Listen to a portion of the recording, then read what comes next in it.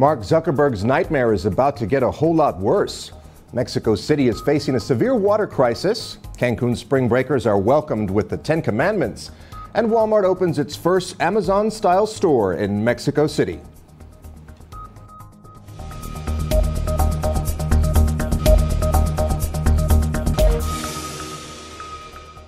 Hello and welcome to today's edition of Mexico News Network's Breaking News Business. I'm your host, Joseph Garza. Let's get on down to the information. Facebook's business is about to undergo its biggest test. Facebook founder and CEO Mark Zuckerberg and other top Facebook executives are about to be dragged before congressional committees while lawmakers grill them for a supposed breach of public trust. That nightmare is getting closer to reality as committees in both the House and Senate are gearing up to bring in Zuckerberg for marathon sessions of testimony. It comes in the wake of a scandal involving the Republican political data firm Cambridge Analytica, as new scrutiny has enveloped the social media company's privacy policies. The House Committee on Energy and Commerce asked Zuckerberg to testify on Thursday after the committee's staffers felt that many questions were left unanswered regarding a briefing from Facebook officials. In addition, members of the Senate Judiciary Committee sent a letter to Chairman Chuck Grassley to request that he extend an invite to Zuckerberg for a separate testimony. More testimony requests could be on the way as well. The Senate Committee on Commerce, Science, and Transportation could request Zuckerberg's presence. And while Zuckerberg expressed openness to testifying in interviews with CNN and Wired, he could still face dreaded subpoenas from committees. The reality is that Zuckerberg could potentially be facing multiple hours-long hearings over the course of several weeks, with each lawmaker looking to batter him with intense questions. In other news, Mexico City is another glaring example of a metropolis literally on the verge of collapse due to climate change and a crippling water shortage. Highways and cars choke Mexico City's atmosphere with heat-inducing carbon dioxide, and development has wiped out nearly every remaining trace of the original lakes, taxing the underground aquifers and forcing what was once a water-rich valley to import billions of gallons from far away. The system of getting the water from here to there is a miracle of modern hydroengineering. With a legacy of struggling government, Mexico City has no large-scale operation for recycling wastewater or collecting rainwater, forcing it to expel a staggering 200 billion gallons of both via crippled sewers like the Grand Canal. Mexico City now imports as much as 40% of its water from remote sources, then squanders more than 40% of what runs through its 8,000 miles of pipes because of leaks and pilfering. The government acknowledges that nearly 20% of Mexico City residents still can't count on getting water from their taps every day.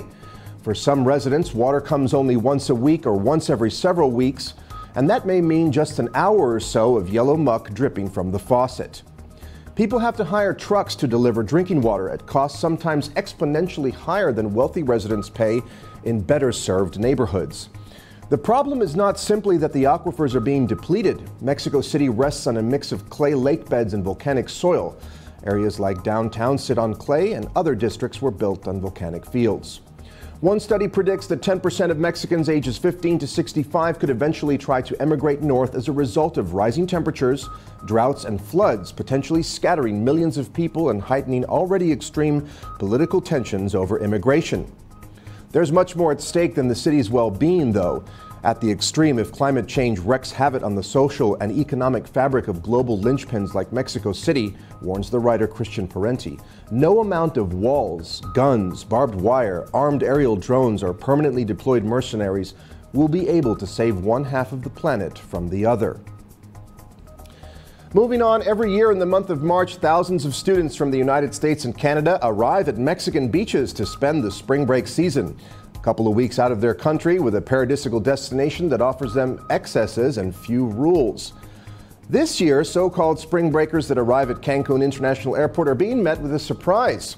Upon arrival, the head of the Directorate General of Tourism of the municipality, Jane Garcia, is waiting for them with a code of conduct in hand.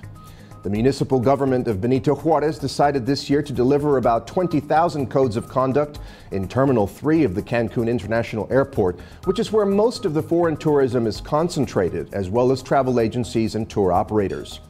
The surprise of young people when receiving the 10 Commandments style brochure from Jane Garcia says it all. Amongst the new commandments laid out by the Mexican authorities, spring breakers shall not drink alcoholic beverages on public roads.